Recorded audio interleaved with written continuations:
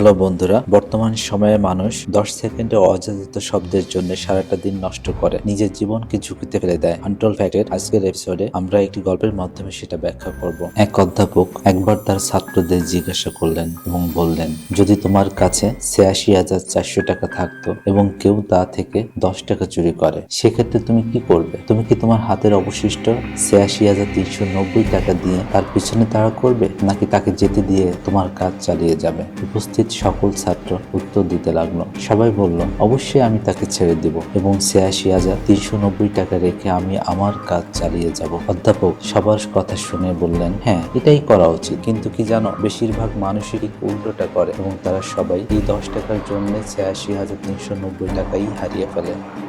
ছাত্ররা অবাক হয়ে বলল, এটা কিভাবে সম্ভব? এমন বোকা এই পৃথিবীতে কে আছে? অধ্যাপক এবার মুচকি হেসে বললেন, শোনো প্রিয় শিক্ষার্থীরা, তোমরা জানো একদিন সমান সমান 24, অর্থাৎ ৮৬,৪০০ সেকেন্ড। এই ৮৬,৪০০ আসলে একটি দিনের সেকেন্ডের সংখ্যা। আমি যেটা বোঝাতে চাচ্ছি, কেউ যদি তোমাদেরকে তোমার চলার পথে বিরক্তিকর কোনো শব্দ বলে বা এমন পরিস্থিতি সৃষ্টি করে যা তোমাদেরকে 10 সেকেন্ডের মধ্যে বিরক্ত বা রাগান্বিত করে ফেলে, তার বিনিময়ে তুমি সেই পরিস্থিতির কথা সারাদিন ভাবতে থাকো এবং ফলস্বরূপ ওই 10 সেকেন্ড নষ্ট করে দেয় তোমার সারাটা দিনের ৮৬,৩৯০ সেকেন্ড। আসলে আমাদের এই 10 টাকার গল্পের মতো করে বাঁচতে হবে, যেমনটি তোমরা বলেছ। পৃথিবীর কোনো নেতিবাচক পরিস্থিতি বা শব্দকে আমাদের শক্তি এবং আমাদের চিন্তা ভাবনাকে নষ্ট করতে দেব না এবং দিনের বাকি অংশে আমাদের সংকল্পকে নিরুৎসাহিত করতে দেব না। প্রিয় বন্ধুরা, আশা করছি এই গল্পটি আপনার জীবনকে বদলে দেবে।